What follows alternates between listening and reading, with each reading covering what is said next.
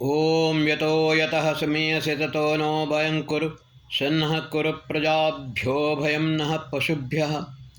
ನನ್ನ ಸಮಸ್ತ ಪ್ರೀತಿಯ ಬಂಧು ಭಗಿನಿಯರಿಗೆ ಡಾಕ್ಟರ್ ಸುಕುಮಾರ್ ಶಾಸ್ತ್ರಿ ಮಾಡುವ ವಂದನೆಗಳು.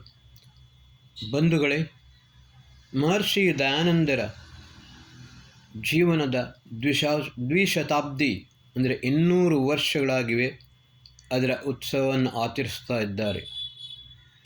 ಅದೇ ರೀತಿ ಆರ್ಯ ಸಮಾಜದ ಸ್ಥಾಪನೆಯಾಗಿ 150 ವರ್ಷಗಳಾಗಿವೆ. ಅದರ ಮಹೋತ್ಸವವನ್ನು ಅಕ್ಟೋಬರ್ ತಿಂಗಳಿನಲ್ಲಿ ದಿಲ್ಲಿಯಲ್ಲಿ ಬಹಳ ವಿಜೃಂಭಣೆಯಾಗಿ ಆಚರಿಸುತ್ತಾರೆ.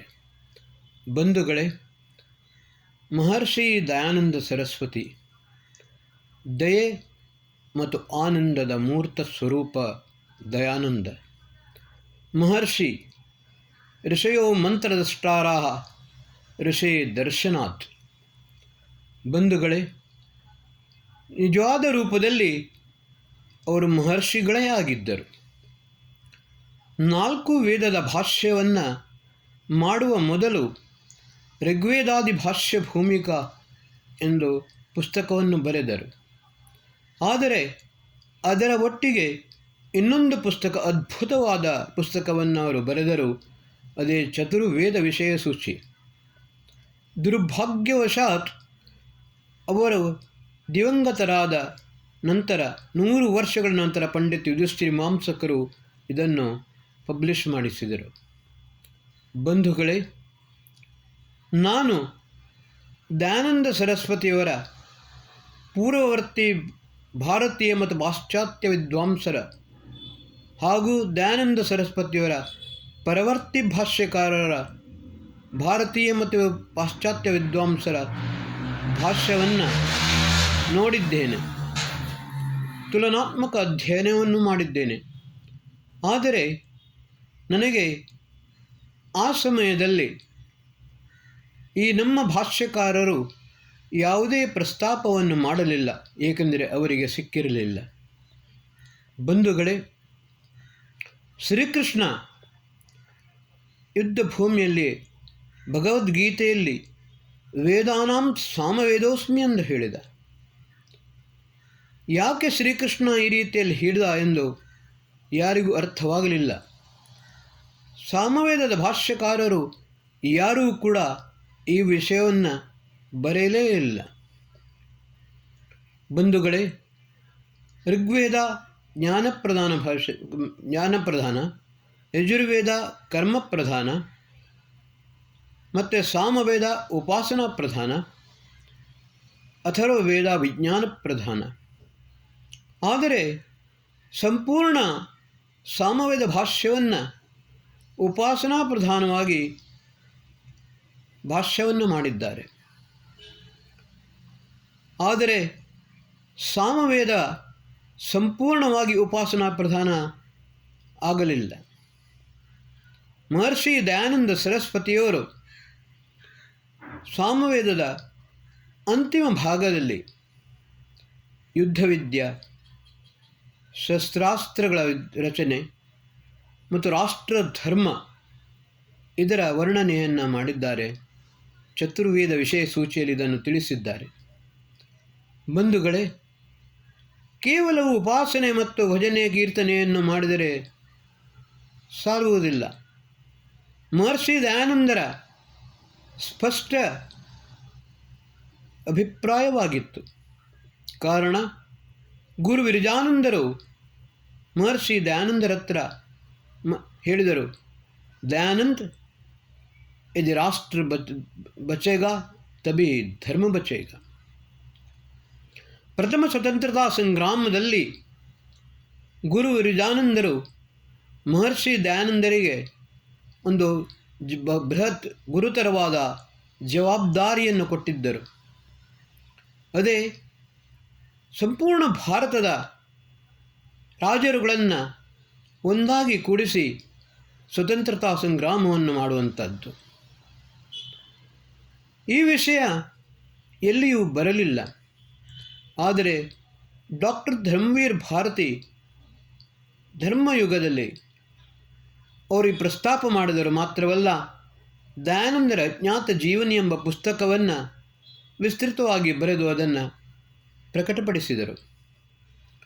ಬಂಧುಗಳೇ, ಮಹರ್ಷಿ ದಯಾನಂದರ ಋಷಿತ್ವವನ್ನು ಸರಿಯಾಗಿ ಅರ್ಥ ಮಾಡಿಕೊಳ್ಳಬೇಕಾದರೆ ಮಹರ್ಷಿ ದಯಾನಂದರ ಚತುರ್ವೇದ ವಿಷಯ ಸೂಚಿ, ಅವರು ವೇದ ಭಾಷ್ಯ ಮಾಡುವ ಮೊದಲು 4 ವೇದಗಳಲ್ಲಿ ಪ್ರತಿಯೊಂದು ಸೂಕ್ತದಲ್ಲಿ ಯಾವ ಯಾವ ವಿಷಯಗಳಿವೆ ಎಂಬುದನ್ನು ಸ್ಪಷ್ಟವಾಗಿ ಸೂತ್ರ ರೂಪದಲ್ಲಿ ತಿಳಿಸಿದ್ದರು.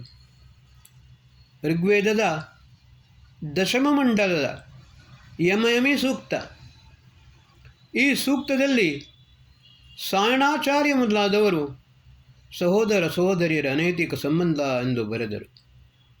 ಬಹಳ ನಿಕೃಷ್ಟವಾಗಿ ಭಾಷ್ಯ ಮಾಡಿದ್ದರು. ಮ್ಯಾಕ್ಸ್ ಮುಲ್ಲರ್, ಗ್ರಿಫಿತ್, ವಿಲ್ಸನ್ ಮೊದಲಾದವರು ಇದರ ಅನುವಾದವನ್ನೇ ಮಾಡಿದ್ದರು. ಆದರೆ ಮಹರ್ಷಿ ದಯಾನಂದರು ಅದರಲ್ಲಿ ಜಲವಿದ್ಯಾ ಪ್ರಕರಣಂ ಎಂದು ತಮ್ಮ ಚತುರ್ವೇದ ಸೂಚಿಯಲ್ಲಿ ಬರೆದಿದ್ದಾರೆ. ಇನ್ನು ಹಲವಾರು ವಿಷಯಗಳಿವೆ.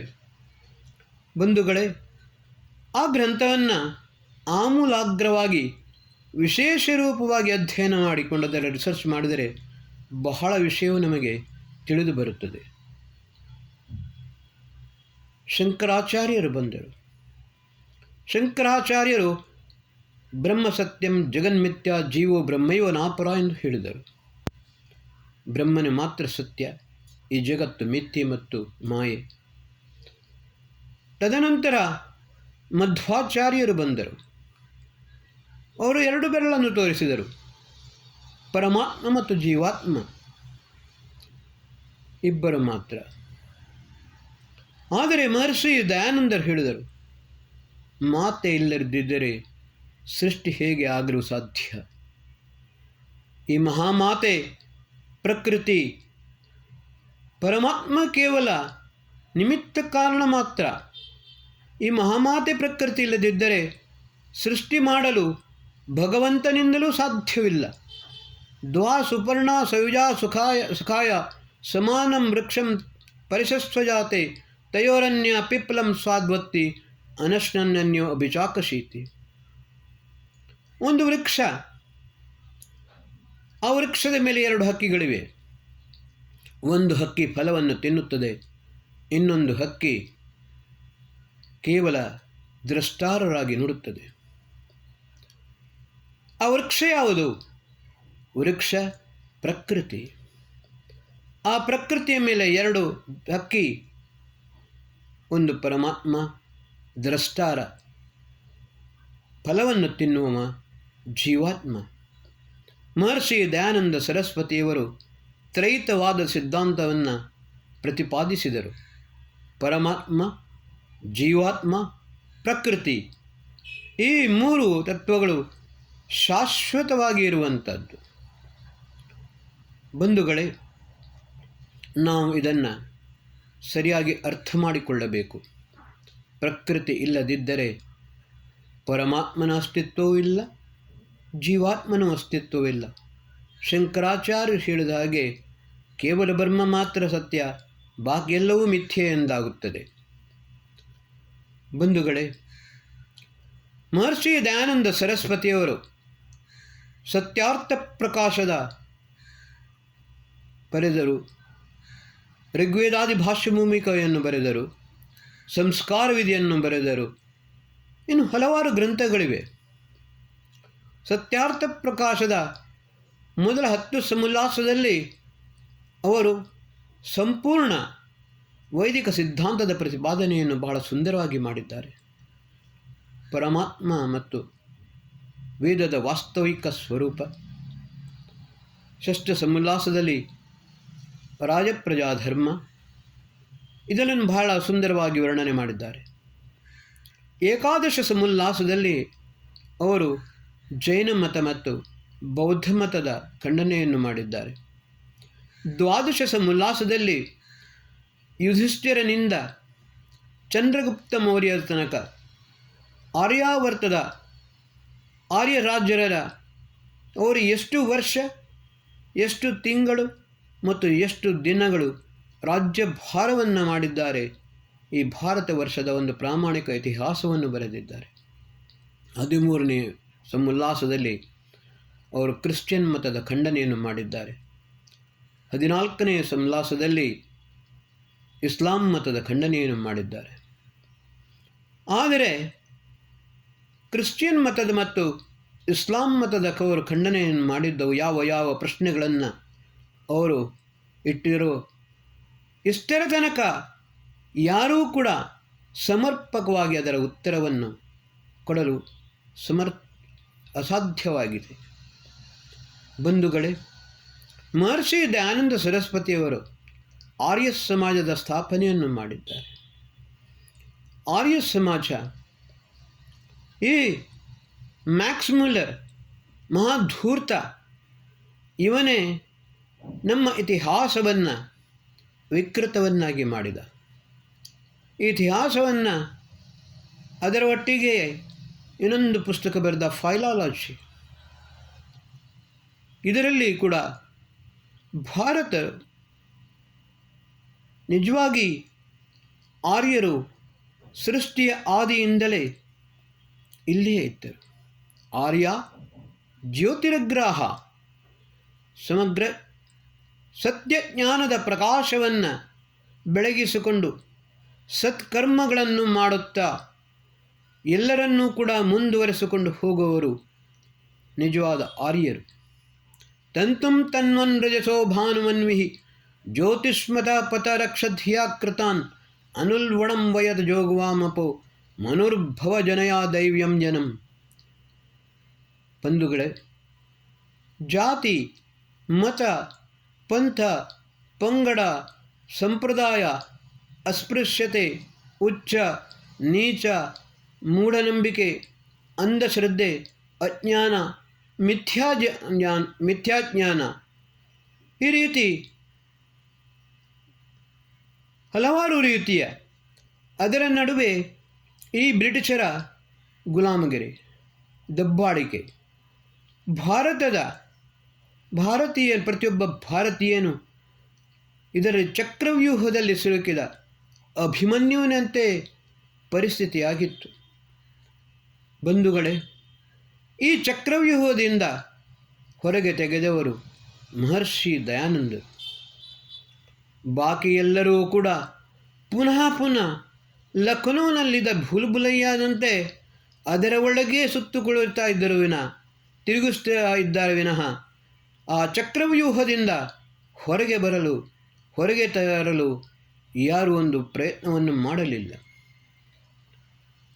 ಸಾಯಣಾಚಾರ್ಯ, ಮಹಿಧರಾಚಾರ್ಯ, ಉವ್ವಟಾಚಾರ್ಯ, ವಲ್ಲಭಾಚಾರ್ಯ, ಭೋಪಭಟ್ಟ ಇನ್ನು ಹಲವಾರು ಜನರು ಈ ಭಾರತೀಯರನ್ನು, ಕೇವಲ ಭಾರತೀಯರನ್ನು ಮಾತ್ರ ಯಾಕೆ, ಸಮಗ್ರ ವಿಶ್ವವನ್ನೇ ಈ ರೀತಿಯಲ್ಲಿ ಒಂದು ಅಂಧಶ್ರದ್ಧೆಯ ಮೂಢನಂಬಿಕೆಯಲ್ಲಿ ಒಂದು ಕೂಪದಲ್ಲಿ ಹಾಕುತ್ತಿದ್ದರು.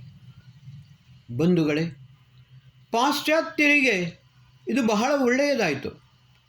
ಅವರಿಗೆ ಕ್ರಿಶ್ಚಿಯನ್ ಮತದ ಪಬ್ಲಿಸಿಟಿಯನ್ನು, ಸಮಗ್ರ ಭಾರತವನ್ನು ಕ್ರಿಶ್ಚಿಯನ್ ದೇಶವನ್ನು ಮಾಡುವುದಕ್ಕೋಸ್ಕರ ಅವರಿಗೆ ಅನುಕೂಲವಾಯಿತು. ಅವರು ಇದನ್ನು ಸರಿಯಾಗಿ ಬಳಸಿಕೊಂಡರು. ಆದರೆ ಮಹರ್ಷಿ ದಯಾನಂದ ಸರಸ್ವತಿಯವರು ಈ ಚಕ್ರವ್ಯೂಹದಿಂದ ಭಾರತೀಯರನ್ನು ಹೊರಗೆ ತೆಗೆದುಕೊಂಡು ಸಂಪೂರ್ಣ ಈಗ ಅಜ್ಞಾನ, ಮಿಥ್ಯಾಜ್ಞಾನ, ಅರ್ಧಜ್ಞಾನ, ಸತ್ಯಜ್ಞಾನ.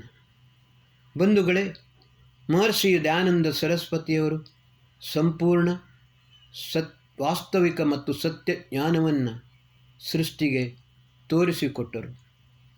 ಈ ವೇದ ಇದರಲ್ಲಿ ಹಲವಾರು ರೀತಿಯ ಅನಾಚಾರಾತ್ಯಾಚಾರಗಳು ಬರೆದಿವೆ ಎಂದು ಪಾಶ್ಚಾತ್ಯರು ಪದೇ ಪದೇ ಹೇಳುತ್ತಿದ್ದರು. ಇದಕ್ಕೆ ಕಾರಣ ನಮ್ಮ ದೇಶದಲ್ಲಿರುವ ಧೂರ್ತ ಆಚಾರ್ಯರೇ. ಇವರ ಭಾಷ್ಯವನ್ನೇ ಅವರು ಅನುವಾದ ಮಾಡಿದ್ದರು. ಬಂಧುಗಳೇ, ಸೃಷ್ಟಿಯ ಆದಿಯಿಂದ ಹಿಡಿದು ಇವತ್ತಿನ ತನಕ ಇನ್ನು ಮುಂದೆಯೂ ಕೂಡ ದೇವಸ್ಯ ಪಶ್ಯ ಕಾವ್ಯಂ ನ ಮಮಾರ ನ ಜೀರ್ಯತಿ, ಈ ವೇದ ಪರಮಾತ್ಮನ ಸುಂದರವಾದ ಕಾವ್ಯ, ಸಂಪೂರ್ಣ ಸಮಗ್ರ ಸತ್ಯಜ್ಞಾನದ ಭಂಡಾರ, ಸಮಸ್ತ ಜ್ಞಾನ ವಿಜ್ಞಾನಗಳು ಇರುವಂಥದ್ದು. ಬಂಧುಗಳೇ, ಈ ಆಚಾರ್ಯರು ಮಾಡಿದ್ದು ಏನು? 4 ವೇದಗಳಲ್ಲಿ ಇರುವುದು ಕೇವಲ ಯಜ್ಞದ ಸ್ವರೂಪ ಮಾತ್ರ. ಅದನ್ನು ಹೊರತುಪಡಿಸಿ ಬೇರೆ ಯಾವುದೂ ಇಲ್ಲ. ಆ ಯಜ್ಞದಲ್ಲಿಯೂ ಕೂಡ ಹಿಂಸೆ, ಅಶ್ವಮೇಧ, ಗೋಮೇಧ, ಅಜಮೇಧ, ನರಮೇಧ ಇನ್ನೇನೇನೋ ಹಾಕಿಕೊಂಡು ಅದನ್ನು ಸಂಪೂರ್ಣ ವೇದವನ್ನು ವಿಕೃತವನ್ನಾಗಿಯೇ ಮಾಡಿದರು. ಆದರೆ ಮಹರ್ಷಿ ದಯಾನಂದ ಸರಸ್ವತಿಯವರು ಎಲ್ಲದರ ಸಂಪೂರ್ಣ ಸುಂದರ ಸ್ವರೂಪವನ್ನು ತೋರಿಸಿಕೊಟ್ಟರು. ಮಹರ್ಷಿ ಯಾಸ್ಕರು ಅಧ್ವರ್ಯು. ಯಜ್ಞದಲ್ಲಿ 4 ಋತ್ವಿಜರಿರುತ್ತಾರೆ: ಹೋತ, ಅಧ್ವರ್ಯು, ಉದ್ಗಾತ ಮತ್ತು ಬ್ರಹ್ಮ. ಮಹರ್ಷಿ ಯಾಸ್ಕರು ಅಧ್ವರ್ಯು ಅಧ್ವರ ಶಬ್ದದ ಬಹಳ ಸುಂದರವಾದ ನಿರ್ವಚನೆಯನ್ನು ಮಾಡಿದ್ದಾರೆ. ಅಧ್ವರ್ಯು ಅಧ್ವರಂ ಯುನಕ್ತಿ ಅಧ್ವರಸ್ಯ ನೇತ ಅಧ್ವರಂ ಕಾಮಯತಿ ವಾ ಧ್ವರ ಇತಿ ಹಿಂಸಾಕರ್ಮ ತತ್ಪ್ರತಿಷೇಧ. ಬಂಧುಗಳೇ, ಮಹರ್ಷಿ ದಯಾನಂದರು ಕೂಡ ಇದನ್ನೇ ಹೇಳಿದರು. ಎಲ್ಲಿ ಮಾನಸಿಕವಾಗಿಯೂ ಹಿಂಸೆ ಆಗುವುದಿಲ್ಲವೋ ಅದು ನಿಜವಾದ ಯಜ್ಞ. ಯಜ್ಞವೇ ಶ್ರೇಷ್ಠತಮ ಕರ್ಮ. ಕೇವಲ ಯಜ್ಞ ಮಾತ್ರ ಶ್ರೇಷ್ಠತಮ ಕರ್ಮವಲ್ಲ, ಸಮಸ್ತ ಶ್ರೇಷ್ಠ ಕರ್ಮಗಳು ಯಜ್ಞವೇ ಆಗಿವೆ. ತದನಂತರ ಯಜ್ಞದಲ್ಲಿ ಮಾಡುವಾಗ ಮನಸ್ಸಿನಲ್ಲಿಯೂ ಕಾಮದ ವಿಚಾರ ಬರಕೂಡದು. ಅದಕ್ಕೋಸ್ಕರ ಮಹರ್ಷಿ ಯಾಜ್ಞವಲ್ಕ್ಯರು ಹೇಳಿದರು, ಯಜಮಾನನು ತನ್ನ ಪತ್ನಿಯನ್ನು ಬಲಪಾರ್ಶ್ವದಲ್ಲಿ ಕುಳ್ಳಿರಿಸಿಕೊಂಡು ಆಮೇಲೆ ಯಜ್ಞವನ್ನು ಮಾಡಬೇಕು. ಏಕೆಂದರೆ ಮನುಷ್ಯನ ಪತಿಯ ಬಲಪಾರ್ಶ್ವದಲ್ಲಿ ಇರುವವಳು ಅವಳ ಮಾತೃ ಸ್ವರೂಪಿಯಾಗಿರುತ್ತಾಳೆ. ಮಾತೃ ಸ್ವರೂಪಿಯಾದ ಕಾರಣ ಮನಸ್ಸಿನಲ್ಲಿಯೂ ಕೂಡ ಆ ವಿಕೃತ. ಅದಕ್ಕೋಸ್ಕರ ಯಜ್ಞ ಎಂದರೆ ಹೇಳಿದರೆ ಮನಸ್ಸಿನಲ್ಲಿಯೂ ಹಿಂಸೆ ಮತ್ತು ಕಾಮದ ಭಾವನೆ ಕೂಡ ಬರಬಾರದು. ಅಂತಹ ಪರಿಸ್ಥಿತಿಯಲ್ಲಿ ಇವರು ಯಜ್ಞದಲ್ಲಿ ಪ್ರಾಣಿಗಳನ್ನು ಕತ್ತರಿಸಿ ಹಾಕುವಂಥದ್ದು ಇದು ಅತ್ಯಂತ ನಿಕೃಷ್ಟ. ಬಂಧುಗಳೇ, ಮಾಂಸ ಅಂತ ಹೇಳಿದರೆ ಏನು? ಮಹರ್ಷಿ ಯಾಸ್ಕರು ಮಾನಸಂವ ಮನೋಸ್ಮಿನ್ ಸೀದತಿ ಜೀವ. ಆಮೇಲೆ ಮಹರ್ಷಿ ಯಾಜ್ಞವಲ್ಕ್ಯರು ಬರೆದಿದ್ದಾರೆ ಶತಪಥ ಬ್ರಾಹ್ಮಣದಲ್ಲಿ, ಮಾಂಸೋ ವೈ ಪರಮಾನ್ನಂ ಪಾಯಸಂ. ಮಾಂಸ ಎಂದು ಹೇಳಿದರೆ ಅದು ಪರಮಾನ್ನ, ಪಾಯಸ, ಹಣ್ಣಿನ ತಿರುಳು. ಅದನ್ನು ಹಾಕಬೇಕೇ ವಿನಃ ಅದನ್ನು ಹೊರತುಪಡಿಸಿ ಯಾವುದೇ ರೀತಿಯ ಪ್ರಾಣಿವಧೆಯನ್ನು ಮಾಡಬಾರದು. ಮಹರ್ಷಿ ಚರಕರು ಬರೆದಿದ್ದಾರೆ, ಮೊದಲು ಯಾವ ರೋಗ ರುಜಿನಗಳು ಇರಲಿಲ್ಲ. ಪ್ರಮಾದವಶಾತ್ ಒಂದು ಸಲ ಒಂದು ಗೋ ಯಜ್ಞದಲ್ಲಿ ಬಿತ್ತು.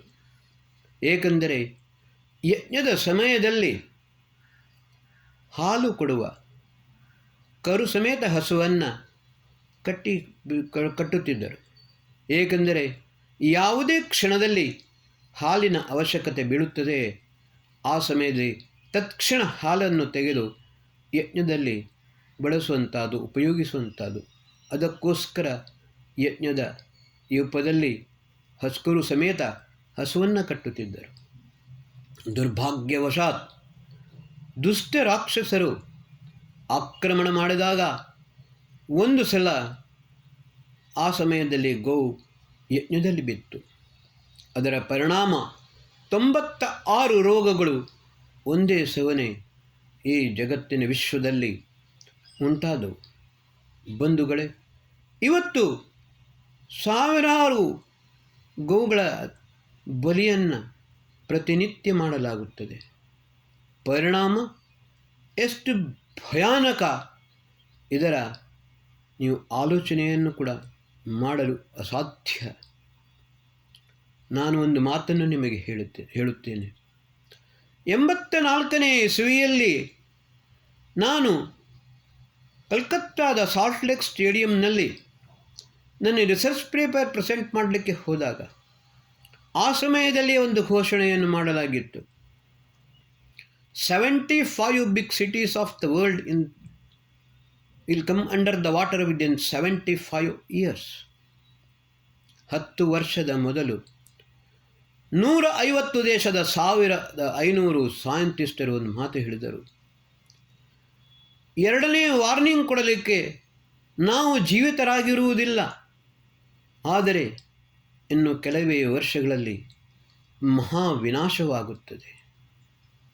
ಇದನ್ನು ಯಾವುದೇ ರೀತಿಯಲ್ಲಿ ನಿಲ್ಲಿಸಲು ಸಾಧ್ಯ, ಅದನ್ನು ವಿಜ್ಞಾನಿಗಳು ಆಲೋಚಿಸಬೇಕು. 1500 ವಿಜ್ಞಾನಿಗಳು ಸೇರಿಕೊಂಡು ವಾರ್ನಿಂಗನ್ನು ಕೊಟ್ಟಿದ್ದಾರೆ. ಬಂಧುಗಳೇ, ವಿಕಾಸ ಹೇಳುತ್ತಾರೆ, ಆದರೆ ಯಾವ ರೀತಿಯ ವಿಕಾಸ? ಶ್ರೀಕೃಷ್ಣ ಹೇಳಿದ ಅದನ್ನು, ಯಸ್ಯಾಂ ಜಾಗರ್ತಿ ಭೂತಾನಿ ಸಾ ನಿಶಾ ಪಶ್ಯತೋ ಮುನೆ. ಮನುಷ್ಯ ತನ್ನ ಅಹಂಕಾರ ಸ್ವಾರ್ಥದಿಂದ ಮಾಡುವ ವಿಚಿತ್ರ ಕೃತ್ಯಗಳನ್ನು ಮಹಾವಿಕಾಸ ಎಂದು ಹೇಳಿಕೊಂಡು ಹೇಳುತ್ತಾನೆಯೋ, ಆ ಮಹಾವಿನಾಶದ ರಾತ್ರಿಯನ್ನು ನಾನು ನೋಡುತ್ತಿದ್ದೇನೆ ಅಂತ ಹೇಳಿಕೊಂಡು ಅವರು ಭಗವದ್ಗೀತೆಯಲ್ಲಿ ಶ್ರೀಕೃಷ್ಣ ಬರೆದಿದ್ದಾನೆ. ಮಹರ್ಷಿ ದಯಾನಂದರ ಇದರ ಸೂಚನೆಯನ್ನು ಮೊದಲೇ ಕೊಟ್ಟಿದ್ದರು. ಆಘಾತ ಗಚ್ಛಾನುತ್ರ ಯುಗಾನಿ ಯತ್ರ ಜಾಮಯ ಕರ್ಮನ್ನ ಜಾಮಿ. ಚತುರ್ವೇದ ವಿಷಯ ಸೂಚಿಯಲ್ಲಿ ಅವರು ಜಲವಿದ್ಯಾ ಪ್ರಕರಣವನ್ನು ಬರೆದಿದ್ದಾರೆ. ಆದರೆ ಅದರ ಇನ್ನೊಂದು ಸ್ವರೂಪ ಪಂಡಿತ್ ಯುಧಿಷ್ಠಿರ ಮೀಮಾಂಸಕರು ನನಗೆ ತೋರಿಸಿಕೊಟ್ಟರು. ಅದು ಮಾತ್ರವಲ್ಲ, ಮಹರ್ಷಿ ದಯಾನಂದರು ಈ ರೀತಿಯ ಯಾವುದನ್ನು ಶ್ರೀಕೃಷ್ಣ ಹೇಳಿದ್ದಾನೋ ಅದರ ಸೂಚನೆಯನ್ನು ಕೂಡ ಮಹರ್ಷಿ ದಯಾನಂದರು ತಮ್ಮ ಚತುರ್ವೇದ ವಿಷಯ ಸೂಚಿಯಲ್ಲಿ ತಿಳಿಸಿದ್ದಾರೆ. ಬಂಧುಗಳೇ, ಈ ರೀತಿ ಮಹರ್ಷಿ ದಯಾನಂದ ಸರಸ್ವತಿಯವರು ಮಹರ್ಷಿಯಾಗಿದ್ದರು. ವಿಶ್ವದ ಸಂರಕ್ಷಣೆಯನ್ನು ಮಾಡಬೇಕು, ಅದಕ್ಕೋಸ್ಕರ ಆರ್ಯ ಸಮಾಜದ ಸ್ಥಾಪನೆಯನ್ನು ಮಾಡಿದರು. ಅದನ್ನು ಮನುಷ್ಯ ಶ್ರೇಷ್ಠವಾದ ಕರ್ಮ, ಸತ್ಯಜ್ಞಾನ ಸತ್ಕರ್ಮಗಳನ್ನು ಮಾಡುತ್ತಾ ತನ್ನ ಆತ್ಮೋನ್ನತಿಯನ್ನು ಮಾಡಬೇಕು. ಅದರ ಒಟ್ಟಿಗೆ ಇಂದ್ರಂ ವರ್ಧಂತೌ ಅಪ್ತುರಃ ಅಪಘ್ನಂತೌ ಅರಾವಣಃ ಕೃಣ್ವಂತೌ ವಿಶ್ವಮಾರಿಯಂ. ಇಂದ್ರ ಎಂದರೆ ಆತ್ಮ. ಈ ಆತ್ಮನನ್ನು ಅಪ್ತುರಃ ಸತ್ಯಜ್ಞಾನ ಸತ್ಕರ್ಮ ವಾಸ್ತವಿಕ ಪರಮಾತ್ಮನ ವಾಸ್ತವಿಕ ಸ್ವರೂಪದ ಉಪಾಸನೆ, ನಿಜವಾದ ಓಂಕಾರ ಪರಮಾತ್ಮನ ಉಪಾಸನೆಯನ್ನು ಮಾಡುತ್ತಾ ತಮ್ಮ ಆತ್ಮೋನ್ನತಿಯನ್ನು ಮಾಡಿಕೊಂಡು ಅಪಘ್ನಂತ ರಾವಣ ಸಮಸ್ತ ಕುರೀತಿ ಕುನೀತಿ ಅಜ್ಞಾನ ದುರಾಚಾರ ದುರಿತಗಳನ್ನು ನಾಶ ಮಾಡಿಕೊಂಡು ಕೃಣ್ವಂತೋ ವಿಶ್ವಮಾರಿಯಂ, ಸಮಸ್ತ ವಿಶ್ವವನ್ನು ಶ್ರೇಷ್ಠವನ್ನಾಗಿ ಮಾಡಬೇಕು. ಇದುವೇ ಆರ್ಯ ಸಮಾಜದ ಮೂಲ ಧ್ಯೇಯ ಧೋರಣೆಯಾಗಿದೆ.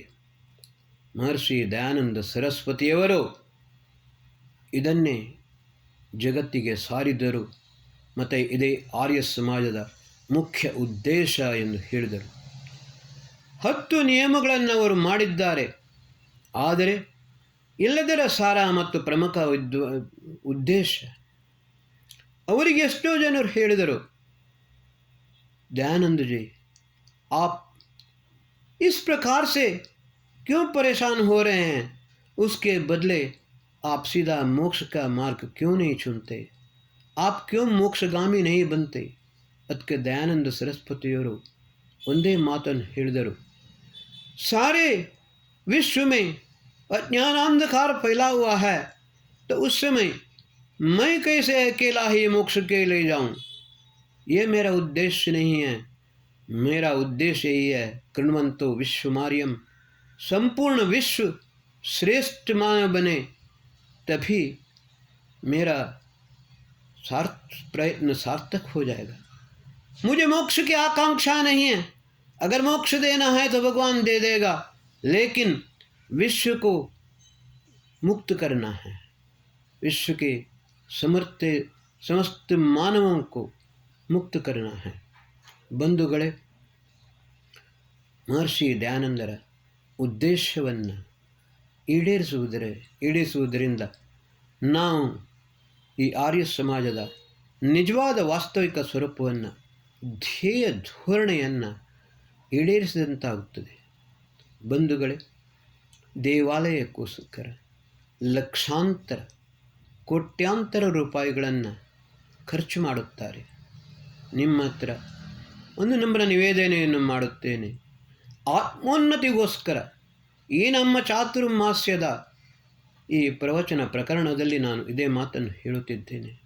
ನಿಮ್ಮ ಆತ್ಮೋನ್ನತಿಗೋಸ್ಕರ ಮಹರ್ಷಿ ದಯಾನಂದರು ಬರೆದ ಗ್ರಂಥಗಳನ್ನು ಅಧ್ಯಯನ ಮಾಡಿ, ಅದಕ್ಕೋಸ್ಕರ ನಿಮ್ಮ ಜ್ಞಾನವನ್ನು ಆತ್ಮೋನ್ನತಿಗೋಸ್ಕರ ಸ್ವಲ್ಪವಾದರೂ ಹಣವನ್ನು ವಿನಿಯೋಗಿಸಿ, ಮತ್ತು ನಿಮ್ಮ ಉದ್ಧಾರವನ್ನು ಮಾಡಿಕೊಳ್ಳಿ.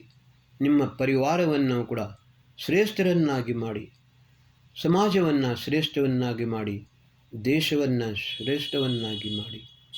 ಈ ಭಾರತ ವಿಶ್ವಗುರು ಆದರೆ ಮಾತ್ರ ವಿಶ್ವವು ಶ್ರೇಷ್ಠವಾಗುತ್ತದೆ. ಗುರು ವಿರಜಾನಂದರು ಹೇಳಿದಂತೆ, ರಾಷ್ಟ್ರ ಉಳಿದರೆ ದೇಶ ಉಳಿದಿತ್ತು. ಚಾಣಕ್ಯ ಹೇಳಿದಂತೆ, चंद्रगुप्त, अगर भारत बचेगा तभी विश्व बच सकता है. अगर भारत श्रेष्ठ बनेगा तभी संपूर्ण विश्व श्रेष्ठ हो सकता है. ಇದರ ತಾತ್ಪರ್ಯ ಸ್ಪಷ್ಟ. ಭಾರತೀಯರ ಕರ್ತವ್ಯ ಎಷ್ಟು? ಏತದ್ದೇಶ ಪ್ರಸೂತಸ್ಯ ಸಕಾಶಾತ್ ಅಗ್ರಜನ್ಮನ ಸ್ವಂ ಸ್ವಂ ಚರಿತ್ರಂ ಶಿಕ್ಷೇರನ್ ಪೃಥಿವ್ಯಾಂ ಸರ್ವಮಾನವ. ಮಹರ್ಷಿ ವೈವಸ್ವತ ಮನು ಹಿಮಾಲಯದ ತುತ್ತ ತುದಿಯಲ್ಲಿ ನಿಂತುಕೊಂಡು ಹೇಳಿದುದು ಇದನ್ನೇ. ಮಹರ್ಷಿ ದಯಾನಂದರು ವಿಶ್ವಕ್ಕೆ ಸಾರಿದುದು ಇದನ್ನೇ. ನಾವು ಆರ್ಯ ಸಮಾಜಿಗಳು ಕೂಡ ಇದೇ ಕರ್ತವ್ಯದ ಪಾಲನೆಯನ್ನು ಮಾಡಿಸಬೇಕು. ಮಹಾಜನ ಏನು ಗಥಾಸಪಂತಹ ಮಹರ್ಷಿ ದಯಾನಂದ ಸರಸ್ವತಿಯವರು ನಮಗೆ ಯಾವ ಮಾರ್ಗವನ್ನು ಮಾಡಿ ತೋರಿಸಿಕೊಟ್ಟಾರೋ, ಯಾವ ಪಥವನ್ನು ಅವರಿಗೆ ತೋರಿಸಿಕೊಟ್ಟಿದ್ದಾರೋ ಅದೇ ಪಥದಲ್ಲಿ ನಾವು ಮುಂದುವರಿಯುತ್ತಾ ಶ್ರೇಷ್ಠ ಮಾನವ ಸಮಾಜ, ಶ್ರೇಷ್ಠ ರಾಷ್ಟ್ರ ಮತ್ತು ಶ್ರೇಷ್ಠ ವಿಶ್ವವನ್ನು ನಿರ್ಮಾಣ ಮಾಡೋಣ. ಈ ಹಿಂಸೆ, ಯುದ್ಧ, ಇದರ ವಿಭೀಷಿಕೆ, ಈ उत्पात, ध्वंस की गोद में गांव बसते रहे, आग जलती रही, घन बरसते रहे. जिंदगी में कई बार ऐसा हुआ, आँख रोती रही, ओंठ हंसते रहे. ವಿಕಾರಿ ಸಂವತ್ಸರದಿಂದ ವಿನಾಶದ ಆರಂಭವಾಗಿದೆ. ಬಂಧುಗಳೇ, ಸಂಪೂರ್ಣ ವಿಶ್ವವು ಮಹಾವಿನಾಶದ ಅಂಚಿನಲ್ಲಿದೆ. ಇದರ ರಕ್ಷಣೆಯನ್ನು ಮಾಡುವಂಥದ್ದು ದಾಯಿತ್ವ, ಕರ್ತವ್ಯ ಸಮಗ್ರ ವಿಶ್ವದ ಮಾನವರ ಮೇಲಿದೆ. ಒಂದು ಮಾತನ್ನು ನಾವು ನೆನಪಿನಲ್ಲಿಟ್ಟುಕೊಳ್ಳಬೇಕು. ಒಂದೇ ಜಾತಿ ಮಾನವ ಜಾತಿ, ಒಂದೇ ಧರ್ಮ ಮಾನವ ಧರ್ಮ. ಅದುವೇ ಸತ್ಯ ಸನಾತನ ವೈದಿಕ ಧರ್ಮ. ಶಾಶ್ವತ, ಚಿರಂತನ, ನಿತ್ಯ, ಶ್ರೇಷ್ಠ ಈ ಸತ್ಯ ಸನಾತನ ವೈದಿಕ ಧರ್ಮ ಸೃಷ್ಟಿಯ ಆದಿಯಿಂದಲೂ ಇತ್ತು, ಸೃಷ್ಟಿಯ ಅಂತ್ಯದವರೆಗೂ ಇರುತ್ತದೆ. ಇದನ್ನು ವಿನಾಶ ಮಾಡಲು ಯಾರಿಂದಲೂ ಸಾಧ್ಯವಿಲ್ಲ. ಆದರೆ ಇದನ್ನು ರಕ್ಷಣೆ ಮಾಡುವ ದಾಯಿತ್ವ ನಮ್ಮ ಮೇಲೆ ಇದೆ.